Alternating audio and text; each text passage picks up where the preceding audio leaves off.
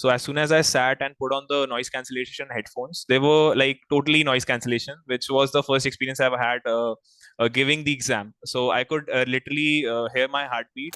Keep your phone on silent and just keep it away. And during the 3 hours or whatever I spent, and more on the weekends, I didn't used to touch the phone. You should resonate the timings of your preparation a bit with your exam. Naman, first of all, congratulations on the 96th percentile score. Now, I'm going to pull out the report that you had shared earlier with one of our facilitators.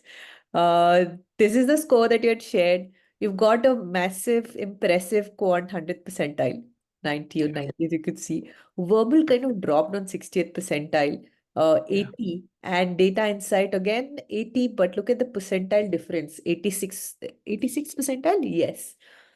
And Yes. so when you saw this score, and I'm sure when you got this score report, where did you see the bigger difference was, especially in verbal? How many questions did you get wrong? And like, if you can give us a little clarity in those terms, and how many questions that you got wrong in each of these sections? Yeah, sure. So just before this call, I was going through the verbal reasoning just to get just to remember how many questions I got wrong. So I actually got I'm embarrassed to say this, but I got 9 of them wrong in verbal section. This is the max I've done wrong, but like the mocks which I was giving previously, right before this attempt, I was getting around 80 to 90 percentile in verbal as well. Even though I started around 50, 60 percentile with the mocks which I started giving. So in verbal, I got 9 of them wrong. I think it was 5 in RC and 4 in CR. In quant, all of them correct, and in DI, 4 of them wrong. From which one was MSR, one was two-part, and I think 1 or 2 in DS, data sufficiency. See, the score difference also is so massive. With four wrong, DI is at 80, while Yeah. verbal is also at 80, but the percentile drops very, very big. So what happened on the day, on that particular exam day? You said you were doing fairly well, and this is not, it's pretty common sometimes on the day doesn't turn out to be good, because you prepared very well. You didn't expect this. So what happened that day? Yeah. So yeah, on the percentile difference with the same score on 80, I would say, like, for example, with the mocks which I had been given in MBA.com, and with actually this was my second score. This was my second attempt. I had given an attempt one in which I scored a 635 a month before, and so what I was experiencing was ki a couple of sections were on the easy to medium level, and one of the sections was on the tougher level. So I thought ki the order in which I attempted the exam was verbal first, quant second, and DI last. So Uh, after the verbal and quant sections, I felt ki all right, these sections weren't at the hard level. So I knew the DI questions were going to come at a medium to difficult level. So that's why with the same score, there's a higher percentile in DI, I feel. right. And yeah, so on the verbal score on that day, actually, I was feeling good. I wouldn't say ki I was underconfident because it was my second attempt. So actually, the first attempt in which I scored a 635, as soon as I came back from the first attempt, I ordered the same booklet with the same GMAT format from Amazon with the markers, and I put on headphones during my preparation. And before that, I was used to studying late at night, but that didn't match with the timing in which I was giving the actual GMAT exam. Right. So I reciprocated it, the same timing, same environment, and that is what led to an increase in the score. Again, verbal wasn't my strongest forte, I would say. The percentage in my first attempt was also around 60 percentile only, but it was 96 percentile in DI and around 87 percentile in quant. And again, quant I wasn't able to do better because I wasn't used to that booklet which was given me and doing calculations with the marker. And on the second attempt day, I felt my quant was good. I felt all my questions were correct. As soon as I started DI, I knew ki if I felt a question was tough, because I was expecting the section to be tough, I couldn't spend much time on it because I wanted to get as many questions as correct. And so as soon as I saw the MSR question, initially it was a lengthy question. I knew it would take time, and if I spend most of my time on it, I could get the DS questions coming after it wrong because I got the MSR soon enough. I think it started from the third or fourth question itself. So that's why I skipped it on the first attempt. I brushed through it and I skipped it, and I completed all my DS questions. And then I had 5 minutes or 7 minutes minutes left after the section, and I attempted the MSR afterwards. On my verbal section, again, I think I wouldn't say the RC passages was tough. I think out of the 4 passages which I got, one was tough. The questions were a bit like the options which were there were a bit confusing. That's been my problem. I'll accept that. But I was working on it. On the test day, I think I could always find a confusion between two options, and I think I chose the wrong one for a few questions, which led to a decrease in percentile. But yeah, I mean, the score which I was aiming on my second attempt was a minimum of 675, which I got. So I was happy with the overall score. Yeah, Yes. verbal could have been better. Yeah. We can speak a little bit more on that maybe in the end of this conversation as to why did you choose that order and few other things, of course, a little bit more depth. But going back to your initial times, are you currently working at Society General and you are a graduate from VIT Vellore in 2 years ago. So tell me, how did this initial spark start? In terms of, yes, you want to do an MBA and you wanted to do, this particular time. Is there anybody who influenced, and how did it all come to play? Like, today you're one step closer to that dream that you thought about. So just tell us how this everything built up to this point. Yeah, sure. So, starting from my days in college, from my school, I hadn't had any computer science background. The optionals which I took in 11th and 12th were like physical education. So, I didn't have any prior experience before coming to do a BTech in computer science. So, Okay. starting from it, I love to do competitive coding. That was my I used to enjoy doing competitive coding in my college. So, I thought I'll continue this for my life. I can continue this for life. But after getting placed, competitive coding is just a step which you need to cross to get a job in tech field, I felt. Then comes development. Development was something in which I lacked experience, and which I gained in Society General, vast experience in it, and I love to do development as well. But when I joined Society General, like the team which I joined was comparatively new. Only the developers were being hired in the duration in which I was hired. The BAs and on the business side, people were there since I think 2 years, which gave me KT functional topics as well. So, and the product owner which I had was from Paris. So I had many interactions with my manager, with business side people, and even my product owner, our team's product owner used to come to India, and he used to visit us, I think, a couple of times in a year. And we used to have fruitful conversations with him. And whilst having the conversations, I felt an inclination and a spark ignited me in understanding the agile methodologies, understanding how business works. He used to talk about how much budget we are getting and how we are handling it to divide them between projects, how we are prioritizing prioritizing the task on basis of which needs to be delivered first, which would be better. So all of that ignited a spark in me. I got an interest I have spent I think 2.5 years in SocGen, including the internship which I did. And previously before that, I was involved in a startup, which was again a VIT incubated startup in which we had, and it was basically from scratch. And having a tech experience of over 3 years almost, I thought I have a strong basic outlay of technical skills. And for example, in my team, I was among the first developers. There was a demo which needed to be given, which was in front of I think 400 to 500 users, and all from US and Paris. And unfortunately, we weren't able to deploy it to one of the non-prod environments, and so we had to show it from a local machine which was in which the project was running. And I had the project both front end and back end set up, so I had to show it to the users. And I was given the opportunity, which I still think is a very good a turning point for me. I gave the demo. I was a bit underconfident before the demo, but after that, my manager and even the PO pinged me and they said it was a good demo, which I thought okay, this is something I want to try. I want to experience in having business side experience as well. I need to learn this. So that ignited a spark in me for pursuing an MBA. I think this was around the time of last year, November, December. I started researching for what's the procedure, and I started researching which would be the best coaching me to get a step ahead for me, and that's how I came across top 1%. Yeah. All right. And currently, I mean, did you have any particular school that you visioned that this is somewhere I might want to go as well before you considered, looking at GMAT. GMAT is like the second step, but you might have Yeah. mentioned that these are the schools, at least in my mind, that I would like to apply at the time. Yeah, actually, I had a lot of schools in mind, but obviously to apply them, you need to narrow it down to around 10 to 12 schools. So I had a lot of schools.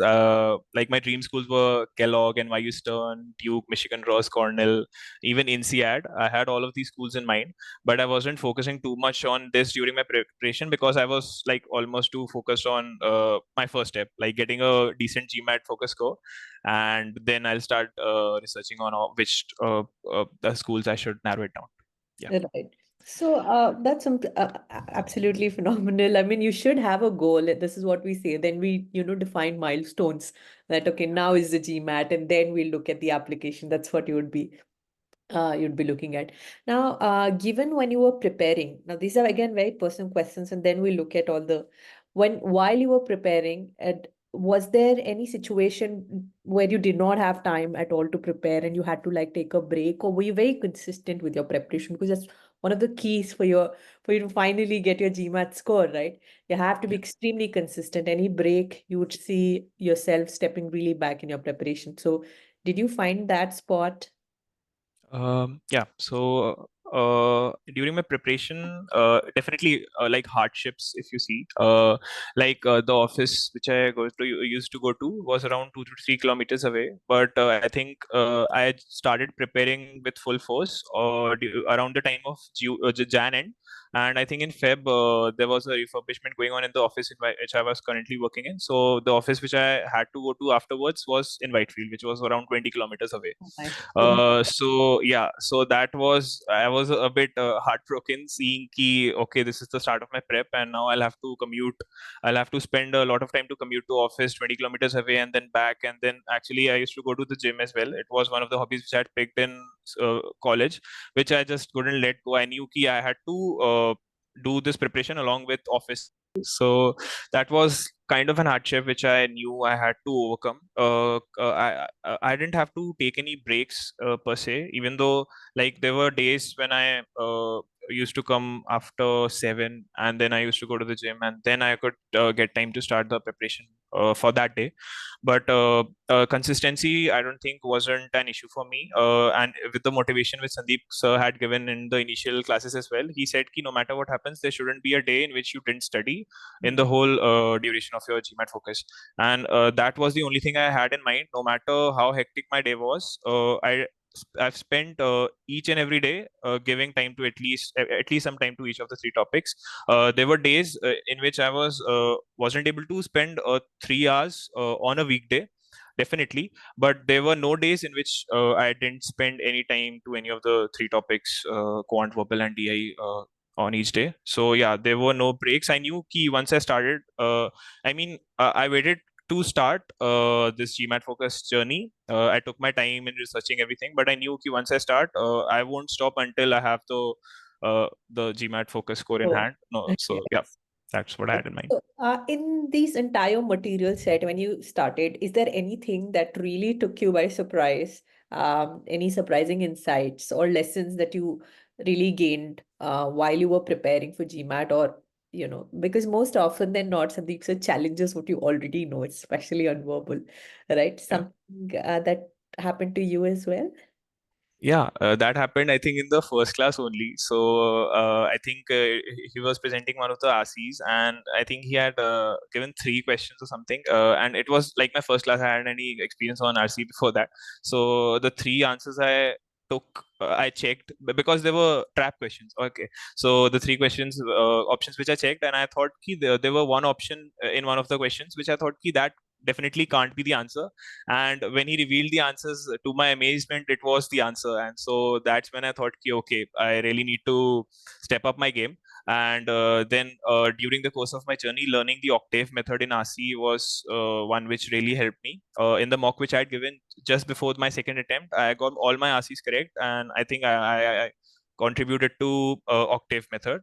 my RC definitely improved. Verbal was a field in which I was underconfident before starting my preparation. My quant was good, but there were a few topics, for example, work rate and time, and then compound interest. Some topics like these in which I wasn't at par with the question levels which were coming in the exam, and the way in which they were taught was very good, and I was able to solve all the questions. Once you know the basics, once you know the right concepts, it was easier to do, and definitely that's why it reflected in my quant score. The DI, I would definitely say the portal questions which were there in the top 1% mock test portal, they were exactly a replica of how the experience is while giving the GMAT Focus exam, like the questions, the UI, and so yeah, that definitely helped in the DI section. Right. I mean, this is very, it's very interesting to know 100% no is initial thought when you chose that answer to 100% yes, that is the exact answer. And, you were so wide apart, 180-degree apart from the actual answer when you mentioned to actually now transforming into choosing the right answer. It's like that kind of a shift, right? So that's very good to know.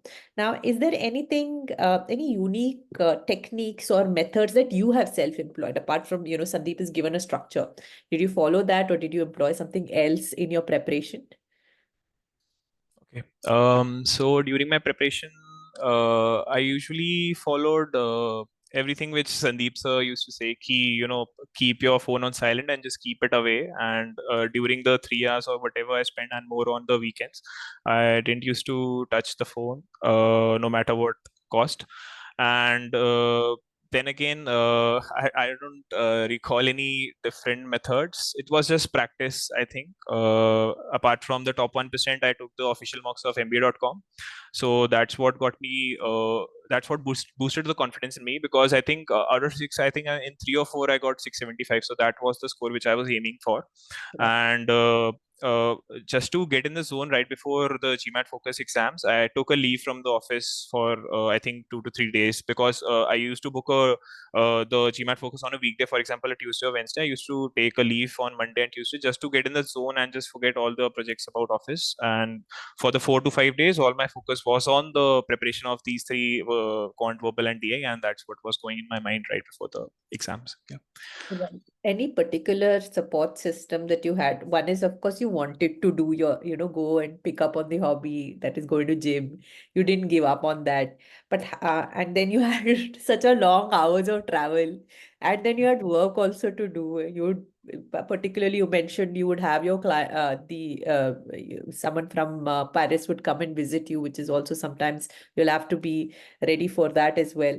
So, amidst all of it, you still manage to study every single day, right? What is that motivation? Any particular support system that kept you doing every single day, going? Because this is something I'm asking this on behalf of so many other people who cannot keep up with even one thing, right? And maybe something can inspire.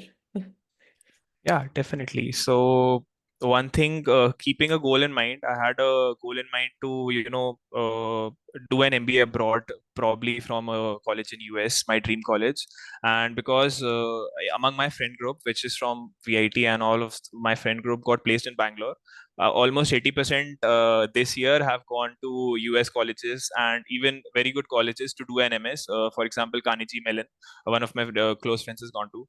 So I think you could say a competitive spirit and a healthy competitiveness with my friends also motivated me from the start.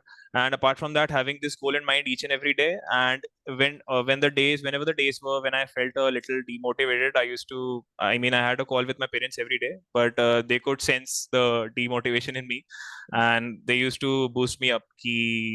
Don't worry, it's just a phase. For example, they used to see me tired after gym and after a long work day, and they used to see it's just a phase, and you're good in the preparation. So don't worry, just keep it going. It'll pass, and don't worry, the time which you spend in today, you will get 100 times more when the dream is completed, they used to say. So That is that's what kept me extremely true. Very, very true. I think anybody who's very close to you would exactly give you the same, same support and same words, would say words of affirmation. One of the things that you mentioned is that this is the second attempt. However, Sandeep sir would only want you to do it get the score in the first attempt itself. So, would you like to highlight what happened in the first attempt that you could not get through, and what changed between the first and the second attempt? What are the things that you did not practice or practiced? Like, had it been a case where it was your first attempt and you wanted to do it right in all the things, what would you have done?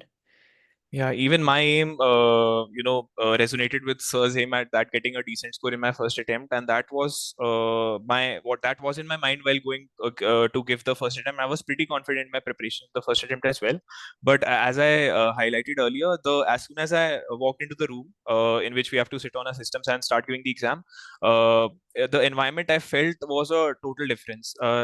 First explaining why I choose the verbal first, quant, then and DI. So I thought ki whatever your weakest part in which you require the most focus should be on the first. So that is what the approach which I took. So that's why since the start I've been following this approach, verbal, then quant and DI. So as soon as I sat and put on the noise cancellation headphones, they were like totally noise cancellation, which was the first experience I've had giving the exam. So I could literally hear my heartbeat, which wasn't the case in any of the mocks which I had given because I wasn't putting on any headphones. I was giving them in a normal register with a ball pen, and in that case, we've been given a laminated booklet in which we are given permanent markers or non-permanent markers to do it with. And apart from that, I could also feel, for example, the height at which the screen was there. I mean, it's just a minute difference, but for me, it impacted the confidence which I had as soon as I sat to start the exam. So I could the first few minutes it took me a first few minutes to come at par at which my brain was functioning to read the RC passages, and which I lost a lot of time. The 5-10 minutes is a pretty important time for the verbal section, and starting the quant section, doing the calculations and that booklet I wasn't very comfortable with. So I think this was the environment change was the only, and as I highlighted, I was used to studying and giving mocks late at night, which wasn't a good practice. I wouldn't suggest it to anyone if you're not booking the exam at the same time. So the Exactly. only difference between my first and second prep was this key. As the whole month I booked, I came back from the first attempt, and I booked exactly 1 month, almost 1 month after, and I ordered the booklets, I ordered the markers, and since then all the preparation, all the mocks, all the practice which I did was in that time in which I had booked the exam, and with the headphones on the booklet only with markers, and yeah, exactly same environment. So I think if I had done this before my first attempt, I could have scored 675 or better in my first attempt as You well. didn't need a So second attempt at all, yeah, oh my yes, God. exactly. That's a deal breaker, had you just known. These are small factors, and these are there while probably when you're looking at when you get your exam ticket, or these are the instruction that is there. But who knew this could really become like such a roadblock in the attempt? But now that you've said these feedbacks are extremely important for someone who is starting right now, or who is almost in the end of their preparation. Something that can really save them, in their preparation. Thank you for sharing this. Most importantly, now on the exam day, that is in the last attempt that you gave, what was there any other question that seems out of the box? One, right? Like if you found all the questions that you're familiar with, or at least you know it wasn't hard to solve. Second, did you run out of time in any of these questions? Okay, yeah. In So any of these sections, would rather put it that way. Yeah. okay, yeah, sure. So on the exam day, I wouldn't say that I found anything outside of the box. Mostly, I would say that was because I had done a lot of practice till the second attempt. Saying in the first attempt, a few questions, I'm not exactly able to remember the topics, but I did feel a few questions in quant were a bit tougher than all of the mocks which I had given, including the MBA.com official mocks as well. I had given according to Sandeep sir's plan, you have to give the second mock, which is the free one, right before the exam, just to get an idea of how good your score you'll be able to get. In that also, I had scored 100% quantile in quant right before the first attempt, and in that also I scored a 675. But I thought that questions were a bit tough in quant in my first attempt. So I came back, I booked the MBA.com few extra mocks, I bought them, and the mock test portals also. So I didn't feel that there were any questions or any topics out of the box. Coming to if I felt a time crunch in any one of the topics, any one of the sections, verbal I didn't. Quant also was fairly easy. I solved it before time. DI, I did feel that the questions were a bit tougher and they needed time to solve. And I would have a time crunch if I didn't skip the MSR, is what I feel, because I had been having this problem in the mocks which I was giving. So this was like my plan of action right before I was starting the DI. Key, if I see that the MSR is a bit lengthy and I'm taking like more than 15 seconds to understand the first paragraph of it, I'll skip it no matter what, and then we'll see afterwards. And so I think that's what helped me get a decent score in DI, because in the end I was left with I think 6-7 minutes to solve the three MSR questions, and I think out of those three I got two correct in the seven questions. So yeah. Right. All right. So you've mentioned almost everything in terms of what should be done and what should not be done. Like what are the do's and the don'ts, at least the exam point of view. But in the preparation point of view, if you have any more pointers to add for any student who may be just starting out, one of the things that you have really highlighted is consistency. No matter how far is your office, how long is the duration, or whatever your hobbies are, you still ensure that you are preparing every single day. If not 3 hours, well, oh, it's okay, but every day you are consistent. So that's one point. Obviously, everyone should pick up from here. But are there any other points that you'd like to highlight in preparation point of view? Yeah, definitely. So if these tips are to someone who's just beginning the prep, I would say you know highlight your weak areas and then work on them more. For example, there were a few topics in quant and even verbal in which I wasn't very confident enough. That's what I spent most of my time in. And again, this point I would like to highlight a bit more. Key you should resonate the timings of your preparation a bit with your exam, because if your brain is used to sleeping in the day and then working at night, and you book a test on the day time itself, you won't feel the same confidence, you won't feel the same boost in energy while giving the exam, is what I feel. So yeah, consistency, highlighting your weaker areas, working on them more, and resonating with the timing and environment is what I feel I would give the tips to a new beginner. Great, great. Thank you so much for sharing these points. And I would really congratulate first on the score and hope that, are you working on your application already? Yes, I'm working on them with Mr. Autry Or itself. Yeah. Yeah. So I hope that you get a great admit, the school of your choice that you initially thought of. I hope you get through all of the schools, 10, 12 schools that you mentioned. And they're all realistic schools based on your experience, especially you come from tech background, and then doing very, very well in these schools it should align, right? Suddenly, if you want to be doing well in finance, you should also be, for example, if you're looking at Columbia, for instance, or maybe Wharton, right?